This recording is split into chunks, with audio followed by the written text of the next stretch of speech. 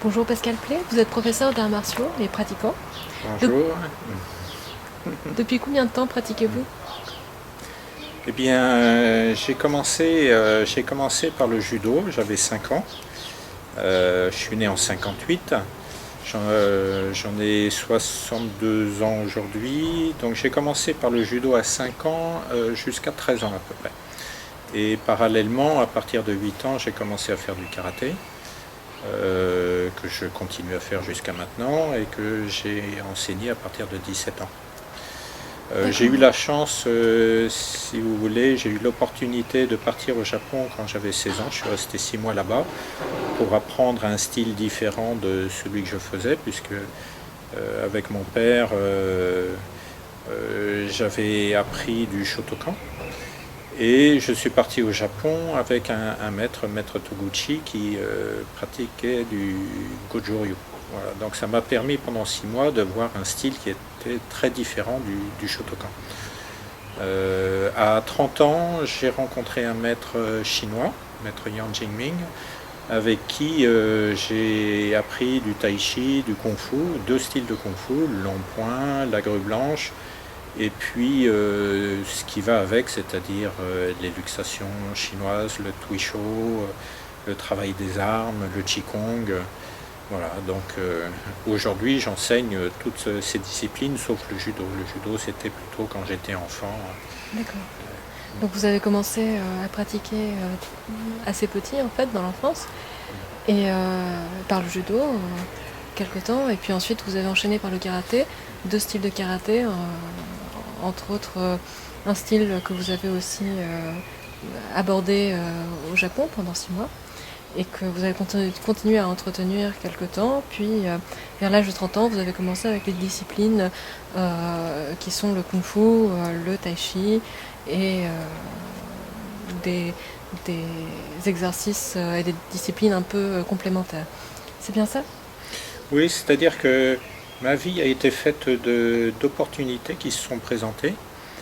D'abord, la première opportunité, c'est que je suis né dans une famille où mon père faisait les arts martiaux, donc j'ai pas eu le choix.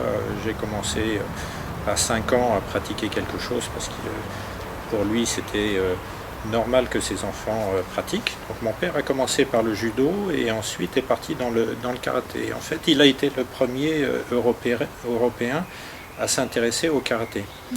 Et c'est tout naturellement qu'après il m'a plutôt dirigé vers le karaté parce qu'il pensait que c'était mieux pour moi. J'étais plutôt fin de corpulence et il trouvait que ça correspondait plus à la forme de corps du karaté plutôt que du judo, qui était une forme de lutte. Voilà, donc il y a eu ça, il y a eu l'opportunité de partir au Japon pour apprendre cet autre style. Et je dirais que ce qui a été intéressant dans ce voyage, ça a été, c'est vrai, la découverte du style, mais dans un premier temps, non. Ce qui a été intéressant, c'est de découvrir l'état d'esprit du Japon. Comment sont les Japonais, leur comportement, leur façon de parler, etc. Et ça m'a fait comprendre à quoi ressemble le karaté quand on le pratique, en fait. Parce que si on n'a pas cette sensation du Japon, on fait un karaté un peu à la française. Il nous manque cet état d'esprit un peu rigoureux, cette façon de se comporter dans les mouvements. Par contre, quand je sors de l'entraînement, je ne me comporte pas comme un Japonais. Mais quand je suis dans l'entraînement, ben oui, il y a cette façon de se tenir, cette façon de faire le mouvement qui correspond à une forme d'énergie très particulière. Le Japon et les Japonais ont une manière particulière, une forme d'énergie forte, d'état d'esprit, qui est différent dans d'autres pays. Donc ça a été quelque chose qui a été important dans ma carrière de karatéka pour être dans ce que j'appelle le karaté traditionnel. Parce que ce qui m'intéresse, c'est le karaté traditionnel. Dans ce que j'appelle traditionnel, c'est que le karaté est fait de mouvements, de positions, on retrouve par des enchaînements codifiés qu'on appelle des katas, des suites de gestes de karaté qui sont là pour vous former. Et la manière dont on fait les katas, c'est la manière de pratiquer le karaté de manière traditionnelle. C'est-à-dire que si jamais on devait utiliser les mouvements du karaté pour combattre, eh bien, ça serait ces mouvements du kata qu'on retrouve dans le combat. C'est là où c'est bien différent de l'état d'esprit de la compétition et du sport. Je commence à comprendre que le fait d'avoir voyagé et aussi d'avoir été sur les lieux culturellement où sont nées certaines disciplines, certains arts martiaux, vous a permis de vous rendre compte qu'il y avait des manière d'être, des états d'esprit, comme vous le dites, avec laquelle on pratique avec un certain état d'esprit. Et j'entends aussi dans ce que vous dites qu'il y a plusieurs manières de pratiquer les arts martiaux, donc plusieurs mentalités. Et quelles sont-elles et où est-ce que vous vous situez aujourd'hui après toutes ces années d'enseignement? Alors déjà, je dirais que chaque pays a sa manière d'être, son état d'esprit. En fait, c'est ce qui fait que les arts martiaux chinois sont différents des arts martiaux japonais, par exemple.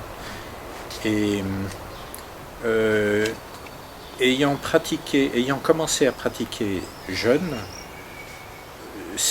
la compétition ne m'a jamais intéressé.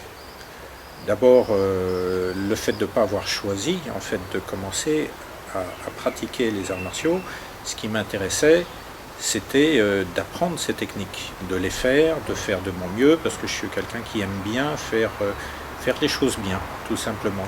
Quand je fais quelque chose dans la vie, j'essaye toujours que ce soit bien fait. Donc dans ma pratique, c'est le même état d'esprit. Et bien faire un mouvement, bien faire une technique, c'est la chose qui m'intéresse. Donc la manière traditionnelle est pour moi celle qui m'intéresse parce que ce sont les techniques qui permettent au corps de travailler. Il y a un côté gymnique, si vous voulez, un côté gymnastique dans la pratique qui fait que quand vous donnez un coup de pied, forcément, vous travaillez les muscles de vos jambes, vous travaillez vos coups de poing, vous travaillez vos hanches, vous vous déplacez à droite à gauche. Tout ça, ça vous fait une gymnastique qui, si elle est bien faite, elle est bonne pour la santé. Alors, le problème que j'ai rencontré jeune, je dirais, c'est que quand j'étais jeune, le karaté débutait en France. Et ça a débuté par des Japonais qui sont venus en France, invités par mon père. Et ces Japonais travaillaient de manière assez forte, assez dure. Ce qui fait que ce type d'état d'esprit force sur le corps et a tendance à abîmer notre corps, notre machine, nos articulations, si on travaille de manière trop forte, trop sèche, qu'on fait trop de mouvements, etc. Donc j'ai connu cette manière de faire. Mes premiers souvenirs de stage, j'avais 10 ans, on était à Saint-Raphaël, et puis j'ai souvenir de courir le long de la plage avec tout le groupe et Maître Nambou qui était là, et puis l'année d'après de voir Maître Kazé pendant plusieurs années, on continuait les stages d'été avec Maître Kazé. Bon, il y avait 1000 coups de poing à faire, il y avait 500 coups de pied, on restait en position pendant 1h30, enfin j'avais 12 ans, 12 ans, c'était difficile quand je voyais l'été arriver, je me disais à quelle sauce on va manger à nouveau. Il fallait se lever à 7h du matin parce qu'à 9h de toute façon il faisait trop chaud dans le sud pour pouvoir continuer les entraînements, donc il fallait se lever tôt pour terminer à 9h quoi. Et comment dire, mais je me posais pas plus de questions, c'est quelque chose qui faisait partie de la vie. Mon père avait le même état d'esprit de toute façon, il aimait tout ce qui était dur physiquement. C'était comme ça depuis le début dans toutes ses pratiques. Il a fait de la boxe, de la lutte, du judo, différentes choses et il trouvait que c'était pas assez fort et c'est pour ça qu'il s'est intéressé au karaté. Donc il avait l'état d'esprit de il faut y aller, c'est le combat, il faut faire des efforts et le sureffort. Donc c'est dans cet état d'esprit que j'ai commencé en fait ma carrière de pratiquant et que j'ai continué par une carrière d'enseignant dans le même état d'esprit. Le problème c'est qu'arrivé à 30 ans, je me suis fait une hernie discale parce que dans la vie, j'avais le même état d'esprit, c'est-à-dire que si quelque chose était lourd, je le soulevais quoi qu'il se passe. Et puis je me suis fait une hernie discale, non pas parce que j'ai mal pratiqué le karaté, mais tout simplement parce qu'il y a une limite à l'esprit et au corps. C'est-à-dire que l'esprit lui-même est sans limite, mais le corps a une limite. Donc on peut développer la volonté de faire plus fort, plus dur, etc. Mais le corps ne suivra pas. Alors je suppose que la question cruciale que les personnes qui nous écoutent se posent, c'est qu'avez-vous soulevé? Oui, ça serait rigolo comme anecdote. Vous n'êtes pas obligé de répondre. En fait, après mes cours, le soir, je me garais dans une petite impasse qui est derrière le dojo. Et il y avait une voiture qui était mal garée dans le virage qui m'empêchait donc de reculer et de partir avec ma voiture. Donc j'ai soulevé la voiture en fait. Vous avez soulevé la voiture. En fait, c'était une 2 chevaux. Et les 2 chevaux, en général, elles sont légères de l'arrière. Et donc j'avais déjà soulevé l'arrière de 2 chevaux sans problème. Sauf que j'ai pas pensé que dans ce coffre-là, peut-être qu'il y avait des choses un peu lourdes, comme des trousses à outils ou des trucs comme ça. Si bien que j'ai senti comme un pincement dans mon dos quand même. À ce moment-là, et 3 jours après, je ne marchais plus. Mais comment dire, oui, c'est l'esprit du karaté, c'est-à-dire qu'on ne s'écoute pas, on fait les mouvements, en plus de l'effort, on peut toujours aller plus loin, etc. C'est comme ça que mon père nous enseignait et j'en suis revenu avec le temps, quoi. Oui. Je comprends que c'est une manière de pratiquer, mais que vous n'êtes plus dans cet état d'esprit-là. Et vous parliez d'une approche plus liée au mouvement qui nous aide dans notre vie, mais aussi au mouvement gymnique, et comme une gymnastique. Mais alors, on entend parler de temps en temps de karaté martial. Voilà, on voit des catégories de karaté. Quel lien pouvez-vous faire entre ce karaté plus gymnique et le karaté martial? Ou quelle différence? Alors, déjà vous parliez de différentes catégories de karaté. Il y a la catégorie sportive, qui n'a de sportif que son nom, je dirais, c'est-à-dire que ce qu'on appelle sport, pour jeunesse et sport, c'est la compétition. Donc quand on parle de karaté sportif, on parle de karaté de compétition. Et le karaté de compétition a évolué.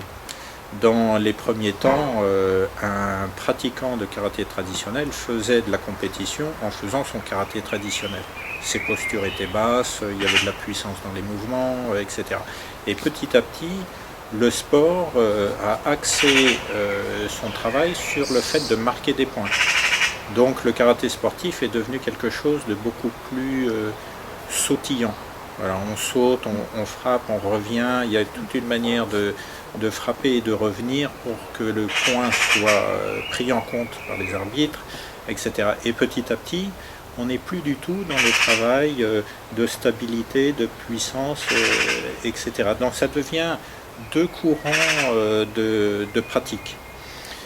Et le courant traditionnel, ce qui est intéressant, c'est que il y a ce côté gymnique qui est que si c'est bien fait, si on respecte les articulations, donc la biomécanique, en fait, la mécanique du mouvement par le corps, cette mécanique, elle a une efficacité.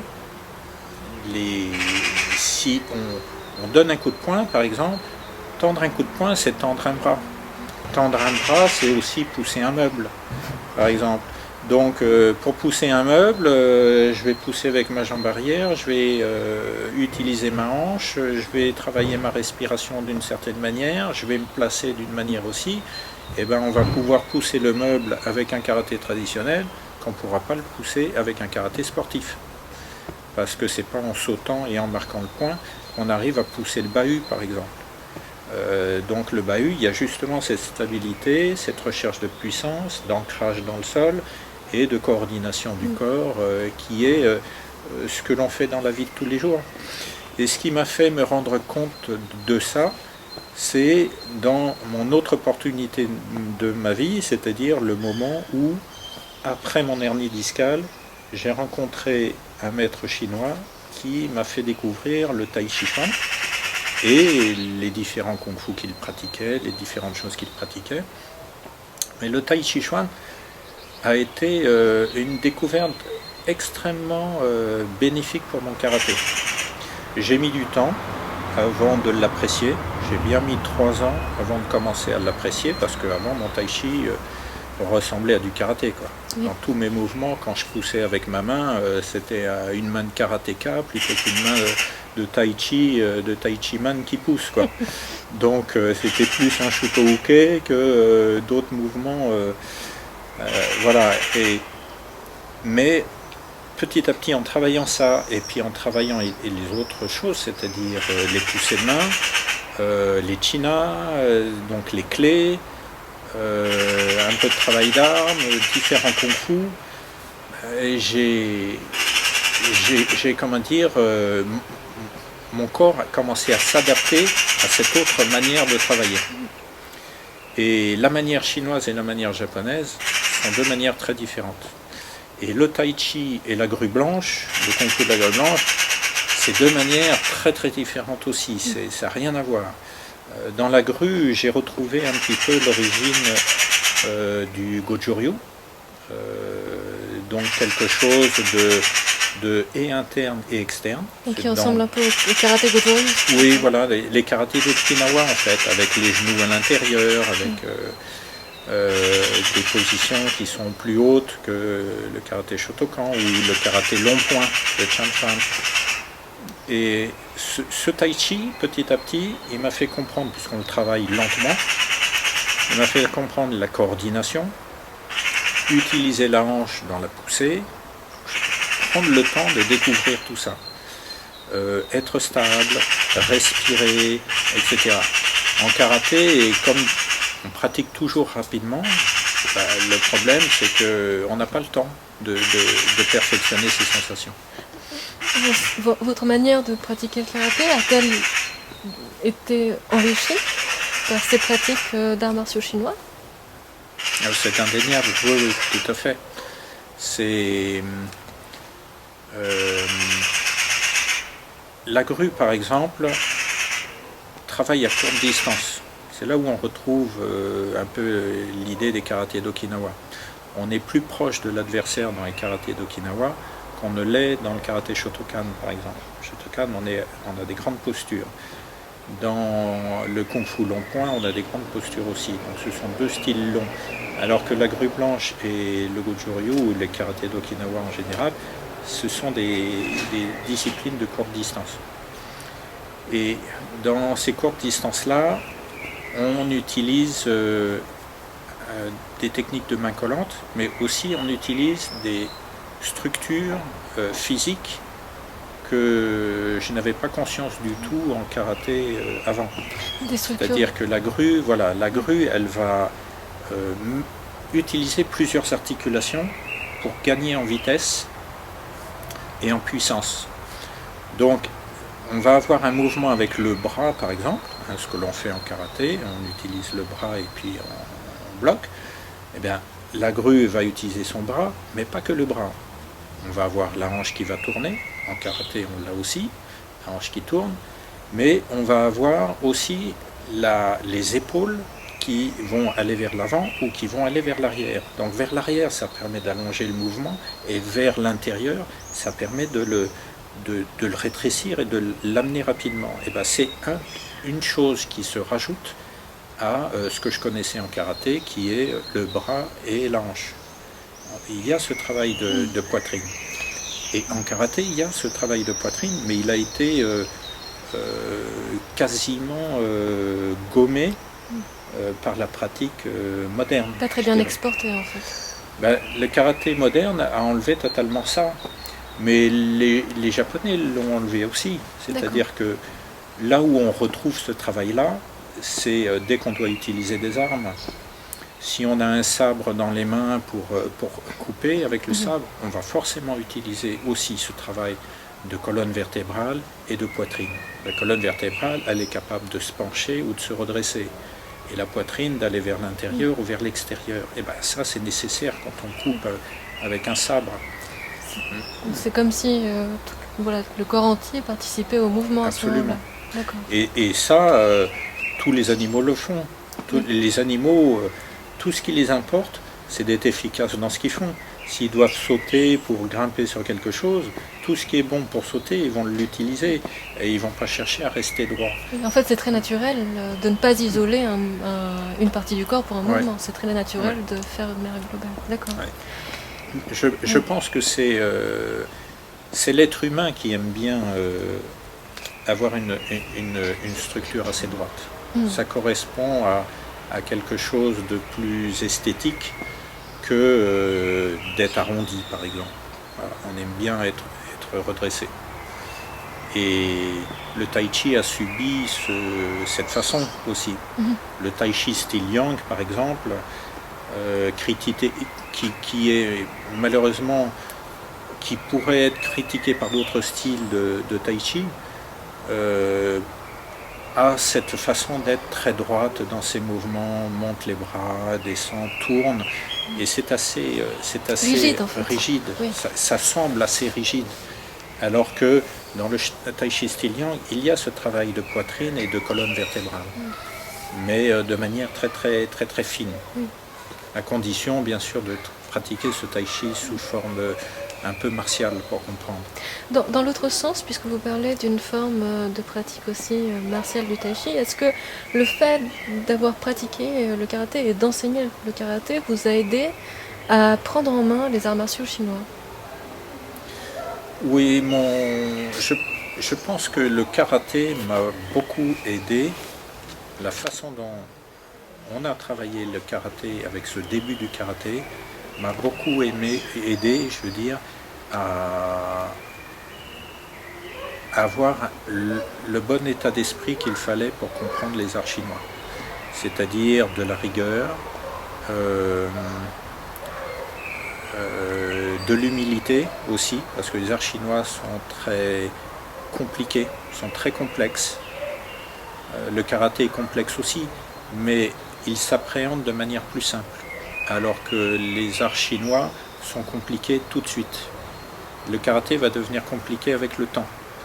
L'art chinois, il est compliqué immédiatement et il va falloir le perfectionner avec le temps. Donc, prendre ça avec humilité, ne pas penser que j'ai tout compris parce que je suis un karatéka de longue date et que j'enseigne et que je suis professeur, etc. Garder cet état d'esprit de débutant perpétuel. Ça m'a permis d'absorber les explications, les mouvements, les répéter avec envie d'apprendre, etc. Et je crois que c'est cette formation de karatéka qui m'a permis ça. D'accord. Oui, ça me semble important parce qu'on peut imaginer que c'est assez complexe d'intégrer et d'apprendre plusieurs disciplines comme ça. Aussi complexe, mais en fait, d'après ce que vous nous confiez, elles sont complémentaires et quelque part, dans les longues années, c'est l'une qui aide à ce que vous preniez en main l'autre et ainsi de suite. Alors le problème, c'est que quand on fait plusieurs disciplines, et il faut pratiquer plusieurs disciplines, c'est-à-dire que au minimum, quand on veut progresser, il faut 2 fois par semaine de la discipline. Aujourd'hui, on voit beaucoup d'élèves, moi je le vois en tant que professeur, il y a beaucoup d'élèves qui s'inscrivent pour 1 cours par semaine, et je sais qu'avec 1 cours par semaine, ils vont avoir du mal à progresser, ça va mettre beaucoup de temps. Si ça leur fait du bien et ça leur fait plaisir, pourquoi pas? Après, pour devenir un bon pratiquant, 1 fois par semaine, ça ne sera pas suffisant. Il faut un minimum de 2, voire 3 par semaine. Si on comptabilise 2 à 3 entraînements de karaté, 2 à 3 de kung-fu, 2 à 3 de tai chi, ça fait des heures et des heures dans la semaine. Ça fait des heures et des heures. Ouais. Ouais. On m'a parfois dit que... Enfin, j'ai entendu des gens qui disaient que je pratique sûrement trop de choses pour être bon dans chaque chose que je pratique. Pour être bon dans quelque chose, il faut en faire. Voilà. C'est-à-dire que moi, je me suis imposé un rythme de 2 fois minimum dans chaque discipline. Oui. Et il y a des disciplines que je fais 3 fois par semaine. Donc effectivement, ça fait beaucoup d'heures. Il y a des jours où je fais 5 heures. Et il y a d'autres jours où je fais 3 heures. C'est-à-dire soit 3 cours, soit 2 cours. Et je pratique beaucoup avec mes élèves, je pratique beaucoup dans les cours.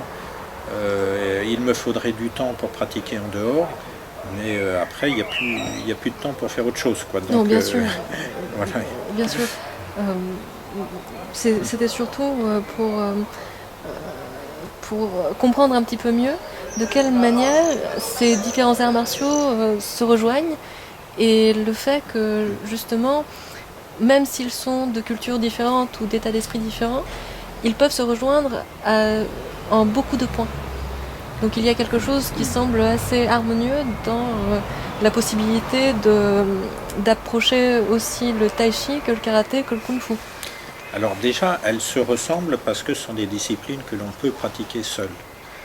Ce ne sont pas des formes de lutte. La lutte, par exemple, le judo ou d'autres types de lutte, il vous faut un partenaire et l'idée c'est de projeter, immobiliser au sol ou des choses comme ça. En karaté, on part en vacances, on peut faire du karaté sur la plage sans problème. C'est la même chose en tai chi, c'est la même chose en kung-fu. Il y a une forme gymnique du corps, on n'a pas besoin de poids de musculation, on n'a pas besoin de choses comme ça.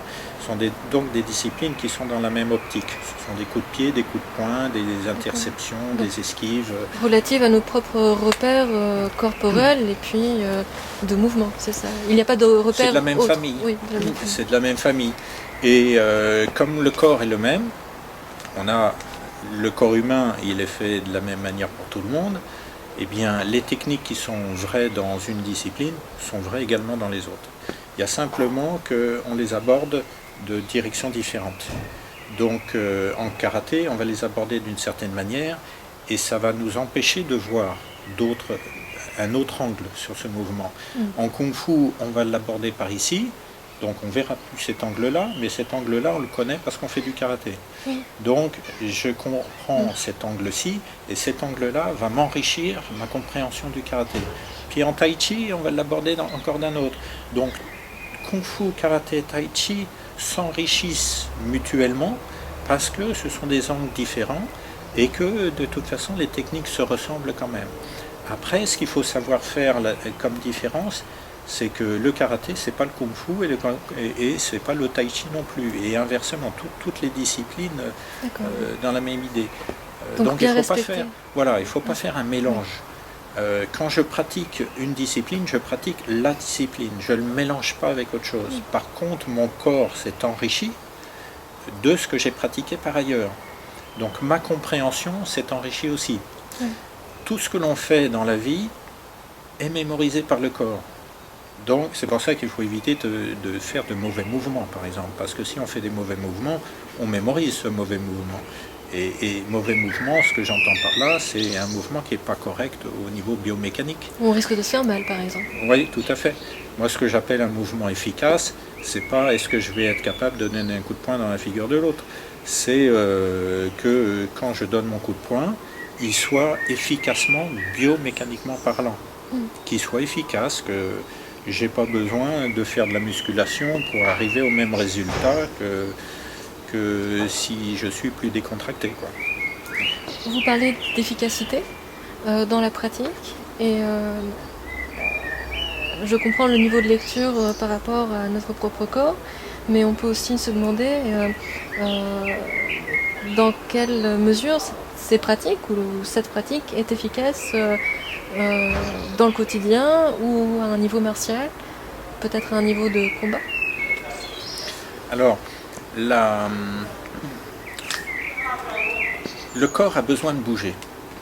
Pour être en bonne santé, il a besoin de bouger. Il est fait de cellules vivantes. c'est un corps qui n'est pas qu'un corps de robot, quoi, inerte.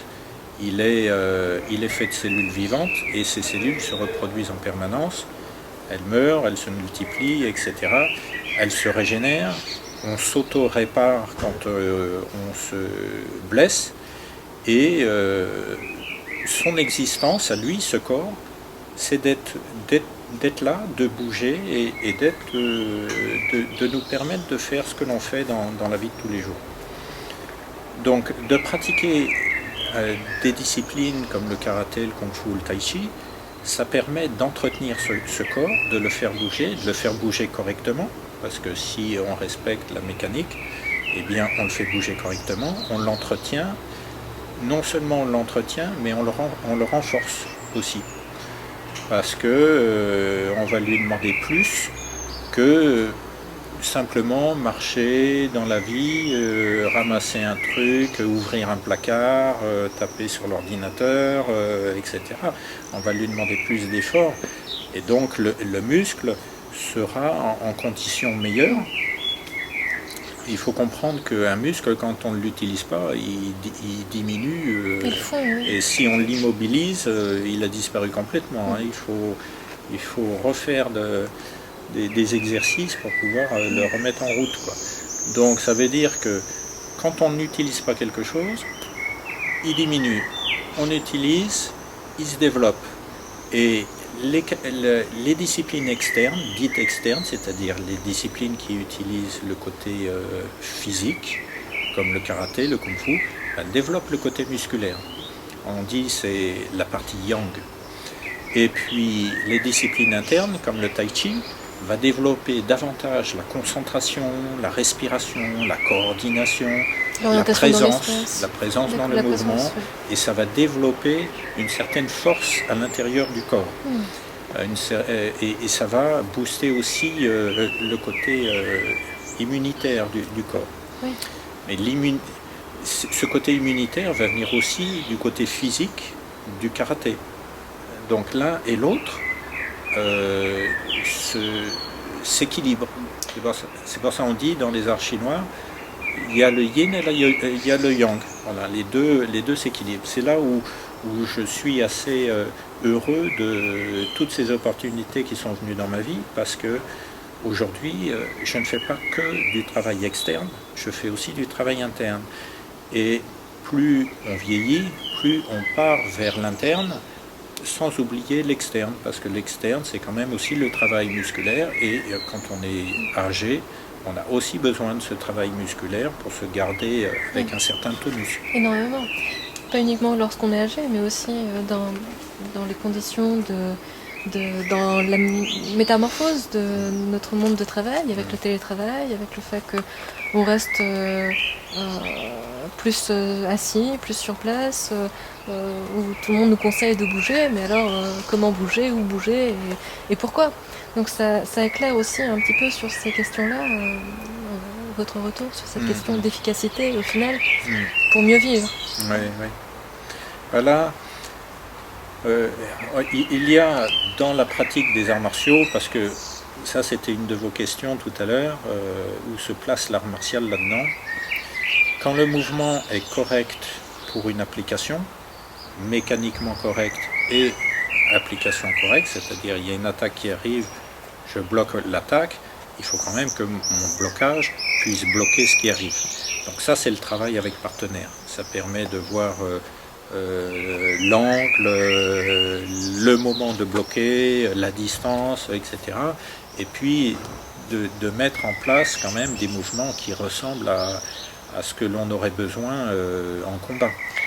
Parce que finalement, vous parliez du fait qu'on peut pratiquer les arts martiaux seuls, mais dans vos cours, les élèves pratiquent beaucoup à deux, beaucoup d'exercices, parfois à plus, donc il y a beaucoup d'interactions en fait. Il y a des disciplines qui demandent plus que d'autres un travail à deux. Le tai chi chuan par exemple, il y a un grand enchaînement qui lui se pratique seul. Mais après, il y a des applications martiales que l'on peut faire. Et il y a aussi le tuisho, les mains collantes, les poussées de main. Les poussées de main nécessitent d'avoir un partenaire en permanence. Moi j'aime bien séparer le travail parce que le public tai chi, tout le monde n'a pas envie de travailler avec partenaire, tout le monde n'a pas envie de tout faire. Il y a un côté, avec le grand enchaînement, il y a un côté gymnique et gymnastique de bien-être aussi. Mais en karaté, j'aime pratiquer des mouvements seuls et beaucoup de mouvements avec partenaire et des katas ensuite. Donc mouvements seuls que l'on retrouve avec partenaire et après le kata. Et je prends en général des mouvements que l'on va retrouver dans le kata final. À ce moment-là, ce qu'on a fait avant sert pour mieux travailler le kata de la fin. Et ce travail à deux permet de développer le sens du combat aussi. Il y a des écoles effectivement qui aiment bien travailler le combat en permanence. Moi je trouve que ce n'est pas vraiment utile. Ce qui est utile, c'est de travailler à deux, c'est vrai, mais quand on travaille avec des mouvements convenus, c'est-à-dire lui m'attaque de telle manière et je sais ce que je fais comme blocage et comme contre-attaque, eh bien ça permet de le développer. Et ça aussi, c'est ce que m'a permis de comprendre les arts martiaux chinois. Parce que les arts martiaux chinois étant tellement complexes, si on pense qu'on va être capable de bloquer tout ce que l'autre nous fait comme attaque, c'est pas possible. Il faut que l'attaque soit convenue et que mon blocage soit convenu aussi, et qu'à force de répétition, mon corps mémorise cette réaction. Quelque part, il faut faire ses gammes.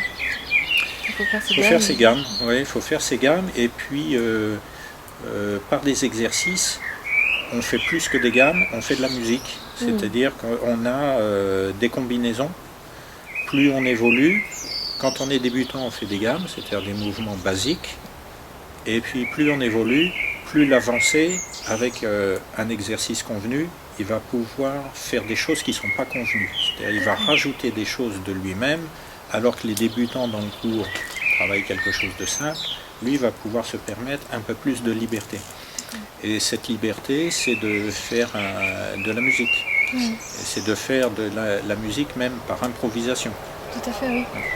Je comprends. Cela dit, je suppose que ça demande une manière d'être partenaire. Est-ce qu'il y a un bon partenaire, un mauvais partenaire? Comment est-ce qu'on peut être bon partenaire pour l'autre? Quand on est un bon partenaire, c'est que on comprend l'exercice et qu'on se met à la place de l'autre aussi. Parce que de toute façon, on sera obligatoirement à la place de l'autre quand on changera les rôles. Oui. Donc, la manière d'attaquer doit être correcte par rapport à l'exercice qui est défini. Et il ne faut pas que j'attaque plus vite que l'autre n'est capable de bloquer. Donc il faut le laisser travailler, et c'est seulement parce qu'il est capable de bien travailler, donc il ne rate pas son mouvement, son exercice, qu'on peut aller un petit peu plus vite, etc. J'ai souvent remarqué que les gens pensaient qu'en karaté, il faut toujours aller vite. Et quand on va toujours vite, c'est bien dans des exercices qu'on connaît bien, mais quand on ne connaît pas les exercices et que c'est nouveau, or c'est un petit peu ce qui m'arrive de faire dans les cours, sans arrêt je fais des exercices nouveaux, c'est pas parce qu'on est ceinture noire qu'on arrive à le faire du premier coup. Donc il faut laisser le temps. Quand on est ceinture noire, il faut savoir descendre d'un cran pour apprendre cet exercice et remonter au fur et à mesure que ça se passe bien. Mais toujours en tenant en compte que l'autre doit aussi progresser à sa vitesse. Donc c'est pas parce que moi je me sens bien qu'il faut que j'accélère alors que lui a du mal à accélérer.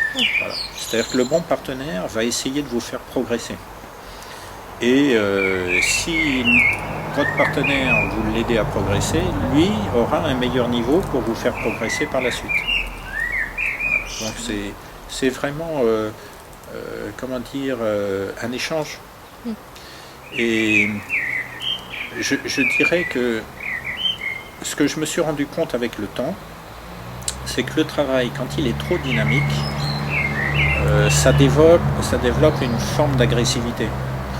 À force de parler de l'art martial et du combat, on a l'impression qu'on est toujours dans le combat et on a l'impression qu'on est toujours en guerre.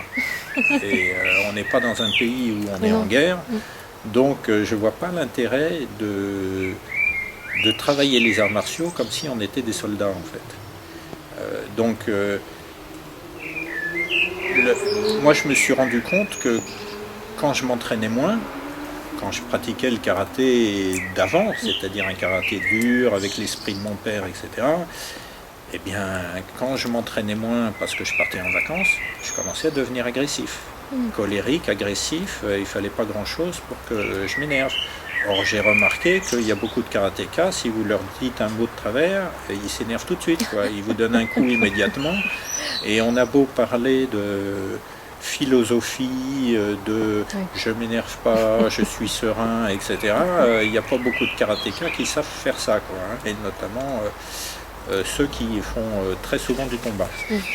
Donc ça m'a fait prendre conscience que la manière dont on travaille influe sur notre corps et la façon dont on travaille avec le corps influe sur notre esprit.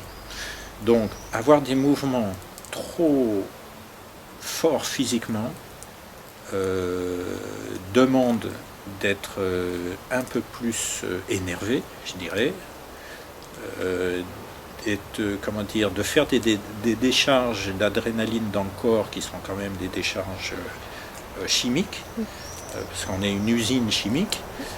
Quoi qu'on fasse, il y a sans arrêt des décharges chimiques qui se passent. Si on développe ça, on développe le besoin d'être toujours avec ces décharges chimiques parce que ça devient quelque chose comme une drogue. Et puis, on devient très vite agressif et on risque de se faire mal en plus. On risque de se blesser les articulations. Il y a beaucoup de karatékas de première heure qui ont mal au coude, qui ont mal aux genoux, qui ont mal au dos. Or, le karaté doit servir à bien vivre, bien vieillir. On le pratique jeune très bien, mais après il faut le pratiquer vieux et qu'on continue à toujours être en bonne santé. Au contraire, plus on devient vieux, plus il faut continuer pour être toujours en bonne santé. Et ça, ce qui m'a permis de comprendre ça, c'est le Tai Chi Chuan. Parce que dans le Tai Chi Chuan, il y a vraiment un état d'esprit aussi de pratique pour la santé. C'est la partie qu'on connaît le plus en fait.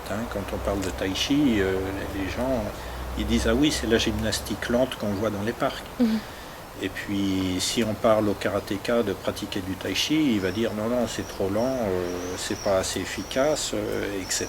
Or le tai chi est très très efficace, mais il faut le comprendre sous sa forme martiale.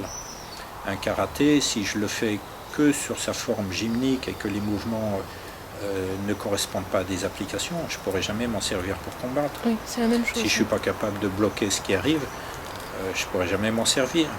C'est pas que des mouvements dans le vide. Le tai chi, c'est pareil. C'est pas que des mouvements dans le vide. Il y a une manière de les faire qui correspondent vraiment à des applications martiales. En somme, le fait d'être un bon partenaire, finalement, ça nous aide aussi dans notre quotidien, justement pour ne pas être dans cette surenchère d'énervement, pour bien nous adapter au quotidien, même si on part en vacances, d'ailleurs encore plus pour profiter des vacances. Donc être bon partenaire, je comprends que c'est bien, aussi bien pour l'autre, pour les autres, que pour moi-même dans ma vie quotidienne. En fait. Dans le passé, être un bon partenaire, c'était se rentrer dedans. Voilà. C'est-à-dire que il m'attaque fort, mais il m'attaque vite, et moi je bloque vite, et je bloque fort, et je contre-attaque, etc. Et je me fais plein de bleus. Oui. Ça, c'est le karaté que j'ai connu. Mais d'après ce que vous nous avez expliqué, c'est pas non plus ce qui permet d'aborder des exercices un peu plus complexes. Déjà, il y a ça, c'est-à-dire que quand on veut faire des choses compliquées, on pourra pas l'apprendre de cette manière-là. Mais ça augmente aussi le risque pour l'autre, parce qu'il y a un risque d'accident. Oui. Quand on va trop vite, il y a un risque d'accident. Si en plus l'autre est stressé parce que vous l'attaquez trop vite, il va avoir tendance à faire un peu n'importe quoi, et vous allez modifier le mouvement pour pouvoir quand même faire votre technique, et c'est là où les risques d'accident pour les deux partenaires ça va être vraiment risqué pour les deux. Oui, voilà. Oui. Donc, moi, plus j'enseigne et plus je pratique, plus je me rends compte que ce qui est important, c'est le sens du danger. Qu'est-ce que l'on fait qui est dangereux pour l'autre et pour soi-même? Donc pas seulement pour soi-même, mais aussi pour l'autre.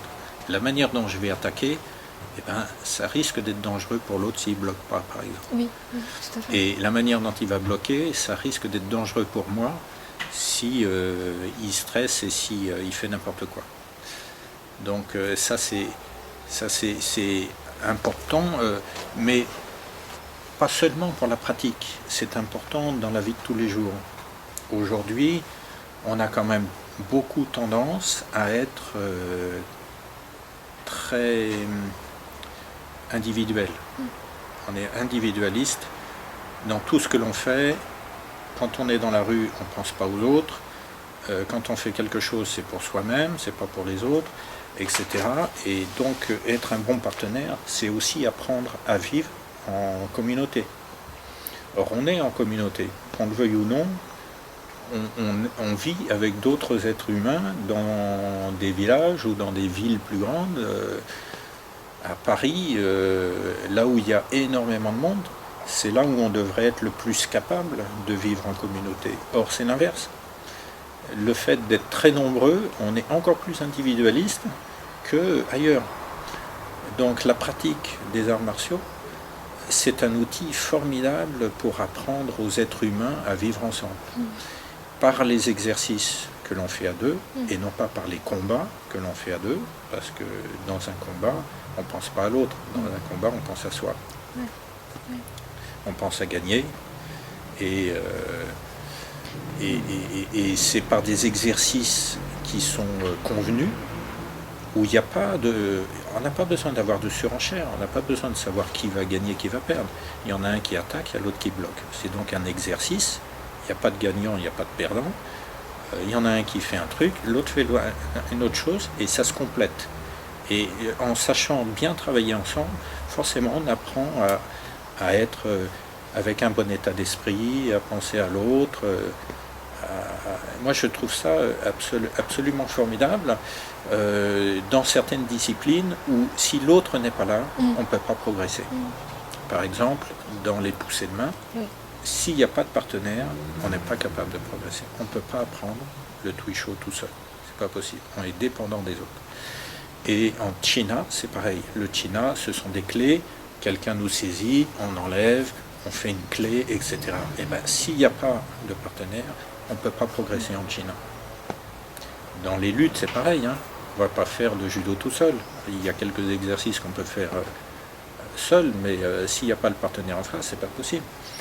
Donc ces exercices qui sont complexes dans certains styles, par exemple la grue blanche, le kung-fu de la grue blanche, les exercices sont extrêmement complexes parce qu'on est à très courte distance du partenaire, donc les mouvements viennent vite, et comme ça vient vite, il faut mémoriser des blocages, des contre-attaques, des choses comme ça.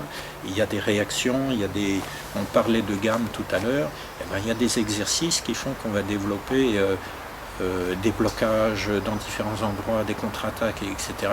Et c'est grâce aux partenaires qu'on va pouvoir développer ça. En travaillant lentement au début, et en allant un petit peu plus vite, et un petit peu plus vite, etc. Et c'est ce qui fait que on est débutant au début, et puis on est avancé à la fin. Très bien, merci beaucoup. Donc, pour finir, quel conseil pourriez-vous donner aux personnes qui écoutent notre entretien aujourd'hui ? Alors le conseil que je pourrais donner, à mon avis, le plus important, c'est qu'il faut,